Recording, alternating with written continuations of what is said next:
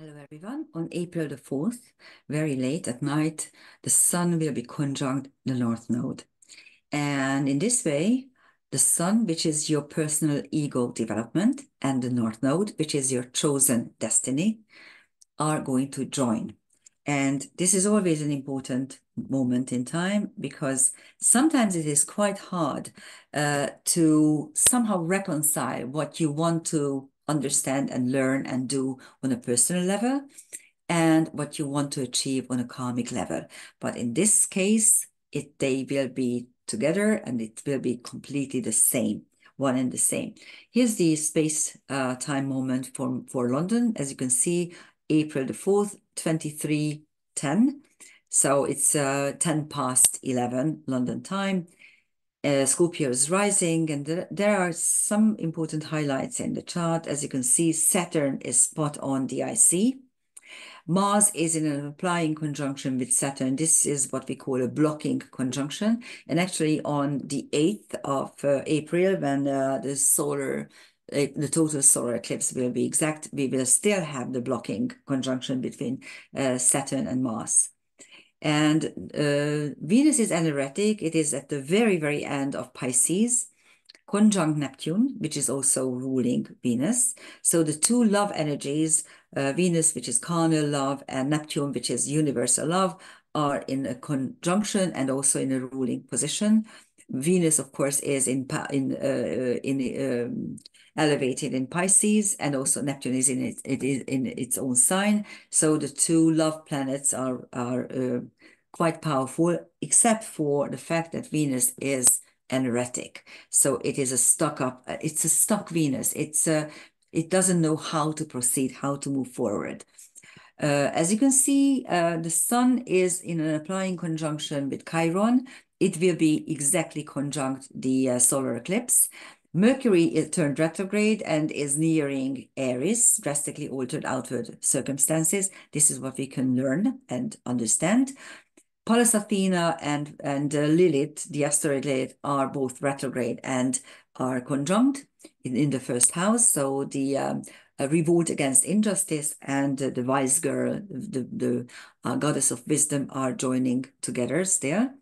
Jupiter is in an applying conjunction with Uranus. It will be exact. This will be exact on the 20th, and Juno and Trans-Pluto are already separating. Both are again retrograde. Both are kind of spouse energies because Trans-Pluto is Persephone, Hades, Pluto's wife, and Juno, of course, is the first lady, Jupiter's wife. So that is the space-time energy for London. Let's take a look at what is happening with the Sun and the North Node. There is a complex and a little bit wide planetary picture. I named it fur cap because it looks like a fur cap, like a Tartarian fur cap, really. This is the base and this is the top. And as you can see, this is a little bit wide, especially for my taste, when this is the card, wide card. That's why I put their wide cardinal karmic cage, because when with karmic cages, I allow only a 1.5-degree orb. Here, I allowed a little bit wider simply because the Sun widens it. So, and I think it's important, this space-time moment, when you look around, there is this war rhetoric in Europe, a very strong war rhetoric. And Macron wants to send troops to Ukraine. And so does the new Polish president. And a lot of others, the Baltic countries are all in. And it's ridiculous. I mean, they have zero troops and they have zero manpower, and they already sent all their weapons to Ukraine, but they're still trying to do this. And the problem is that it's ridiculous. Okay, everyone knows who understands a little bit about troops and about war. There was no war in Europe for the last 60 years. Our troops don't know how to fight. These are defense troops, not fighting troops, okay? Number one. Number two, who is going to fight? Let me ask you, okay? Our young people, are not there for, they're not patriots. They don't care for their own countries. The migrants who came from other countries, they're not going to fight for a foreign nation. Come on. So nobody is actually willing to fight. But of course, the leaders are still pushing this rhetoric. And that's exactly the karmic cage, because Ceres is your home. It's not just the nurturing principle, not just your own family and you as the nurturer, but also your homeland. And there is this cardinal karmic cage where you can actually take a look at the situation and decide what to do. But the Sun Ceres square is what and also the Sun Chiron square especially is what's happening in the world at the moment, that the nation states are really under attack in many, many ways. They are under attack by the war, by the fact that they want to send troops from them. They are also under attack because there's a number of cretins who are leading us and who don't care for them. So it's a very dangerous situation. There's also a cardinal Earth engine involving the midheaven in the London chart, the North Node Sun and conjunction. I put in Chiron as well because yes, the quincunx is there. And of course, Ceres is producing the cardinal square, this portion of it. There is also a bow tie involving the MCIC and Saturn, and the Sun, North Node and South Node. Here's the bow tie. Okay, so and that is the bow tie, and the on top of the bow tie, the cardinal karmic cage is what's producing this fur cap configuration. Here are the transcendental celestial objects that are not too many, but whenever I see that there are only a few of them, I think that they are always sharper and more meaningful than when you have a lot of them. On the Sun North Node, you have Icarus.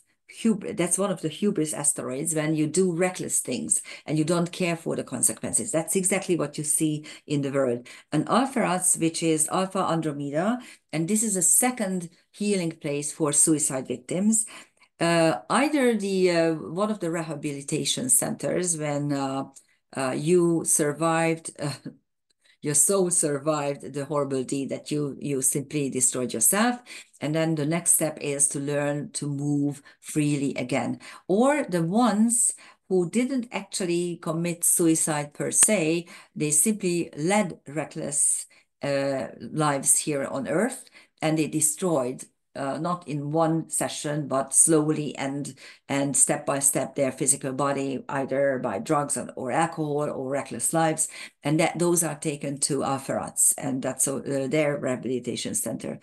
On the MC, we have Rhea, the mother goddess, and Orcus. Orcus is the Etruscan lord of the underworld, and it is responsible for two things: hidden treasures and broken oaths. He's the punisher of broken oaths. And think about it. What did the European leaders promise us Europeans when they joined us in this big project of the European Union? They promised prosperity, freedom, and peace. Out of these three, they took away already prosperity. They are slowly taking away peace. And well, freedom, if you consider this freedom, that you can't speak freely about certain topics and you can't stray away from the mainstream media ideas, then I will compliment you, because I don't think this is freedom. So that's what's happening. So those are the broken oaths. On the ICU of Ahernar, which is Alpha Eridanus, I spoke about this this particular star a couple of days ago. Eridanus is Alpha, it's the longest constellation. It sets off the celestial river, sets off at the celestial equator, a little bit below it, where the belt stars are for Orion, and goes all the way down to the South Pole, and the last star is the brightest. That's Alpheratz, and it symbolizes the hero's journey when we are leaving our relative equilibrium and are willing to go on a journey or a quest, and we are reaching our utmost potential at the very end. That's symbolized by Alpharats. Ahernar, sorry, Ahernar. On Saturn, at the same time, you have astronomia. You will notice that there's about a 1 degree difference between the IC and Saturn. And these celestial objects, the transcendental celestial objects, have a 1 degree orb. So Alpharas is for Saturn and or for IC, and astronomy is for Saturn. So that is what you should pay attention. I keep saying Alpharas for Aherna. Yes, because Alpharas is where we learn to move freely. In this situation, we need it badly. That's why that's the Freudian slip. I wanted to return to this idea. But anyhow, a Hernar is on the IC, which which again is symbolizing the fact that we reached our fullest potential sometime in the past. It's in our karmic roots. All we need to do is just lift it up and realize it and work with it. On Chiron, you have two Egyptian figures, Tutankhamun and Khufu. And on Ceres, there's Rugbat, which is Alpha Sagittarius. I forgot to sorry, I was really rushed. This is a very compact week with lots of things. Anyhow, Alpha Sagittarius, Rugbat. And according to Bernadette Brady, it denotes steadiness and strength. This is where we learn to be steady and strong. So those are the transcendental objects. And there's also a dissociate and partly erratic planetary picture. There are 6 celestial objects here taking part. There's a triple conjunction between Neptune, Venus, still in Pisces, and Hygeia, which is at 2 degrees and 2.5 degrees Aries. You might remember a couple of days ago, there was an exact Hygeia and Vesta square when Vesta moved into Cancer and Hygeia moved into Aries. Anyhow, so what we have here is, so let's take a look at the numbers, and then you will understand why it is dissociate. We do have a Pluto-Neptune sextile, but it's dissociate because Neptune is still in Pisces and Pluto is already in Aquarius. So this is a semi-sextile energy. We also have a Pluto-Sedna trine, but Pluto is already in this, Aquarius, while Sedna is still in Taurus, also energetic. So this is a trine which really energetically is a square, in a fixed square for that. And there's also a Venus Vesta and Neptune Vesta square, but since both Neptune and Venus are still in Pisces, a water sign, and Vesta is already in Cancer, another water sign, this square behaves like an energetic trine, really. So those are the dissociate parts. And we do have a dissociate harmony triangle, at the apex of which is the Vesta, Venus, and Hygeia conjunction, triple conjunction. And Sadhana says, okay, try to take a look at your life, what is not working in it, and try to take it apart and rearrange the parts and just get rid of what is not working. And Neptune, Venus, Hygeia means put your love life and your ideas in order. That's the apex of this harmony triangle. And then there's also a little engine involving Vesta and Pluto and Neptune, Venus, and Astrea. And that's a cardinal little engine, and it's giving us the push to do this, to be able to do this. Here are the transcendental celestial objects. On Venus, we have a number of things. Requiem, Titania, Cerberus, Boracis, and Sheat. Requiem, of course, is grief. Titania is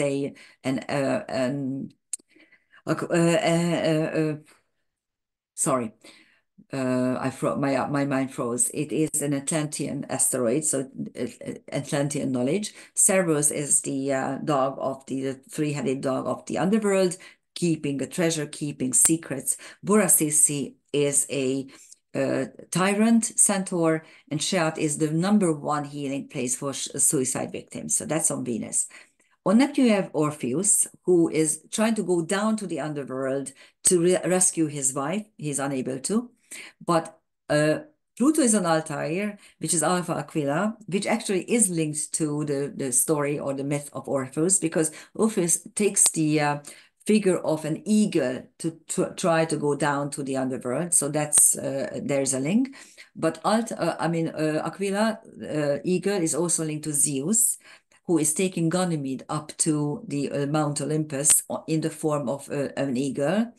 And turns him into the cupbearer of the gods. And Altair is also linked to shamanic energies, because the whole constellation, Aquila, the eagle, the celestial eagle, is on the flying towards the Milky Way and also towards the pole star. And this is the journey of shamans trying to reach the higher energies. And on Sedna, you have a number of things. Minerva, which is wisdom. Asclepius, healing. Nephthys, which is an interesting asteroid I'm going to talk to you in a minute. And the Pleiades,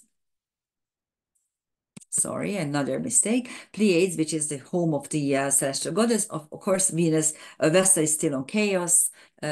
So we are focusing on chaotic times. That's exactly what's happening.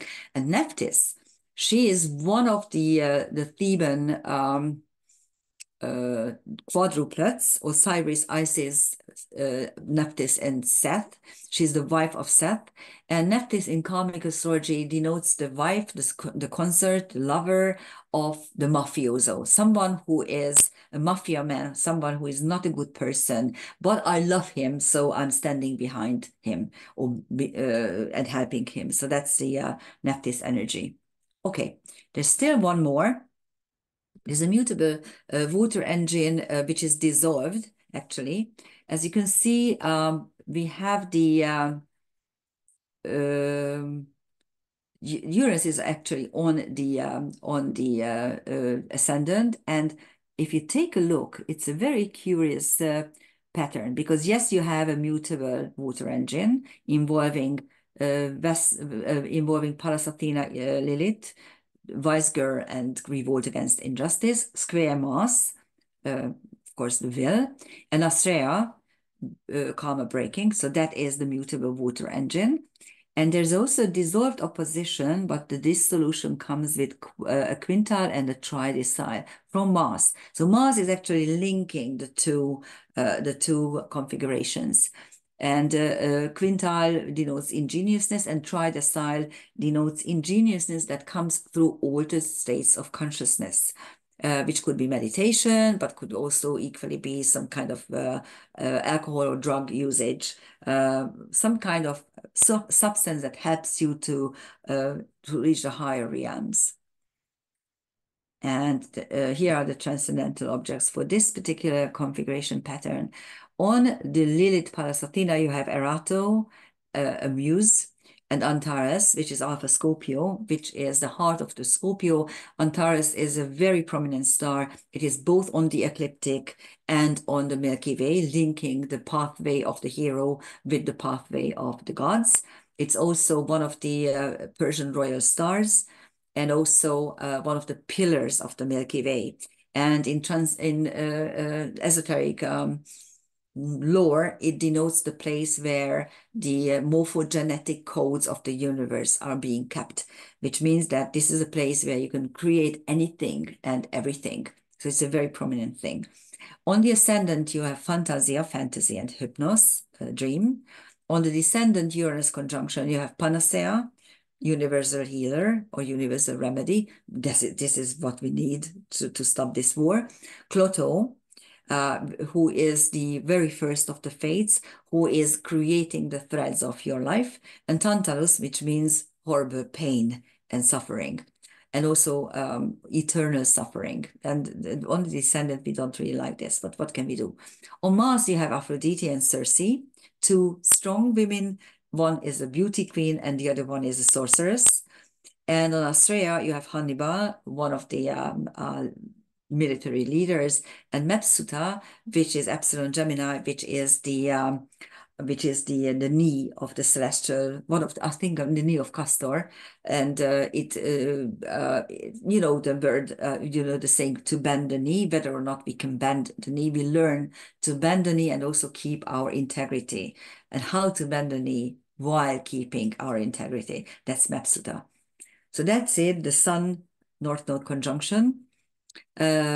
It means that we need to accept our destiny and we need to fully understand our destiny. This is what the sun helps us, because it highlights and illuminates the North Node. So it's an important space-time moment. Utilize it accordingly. Thank you for listening. Bye-bye.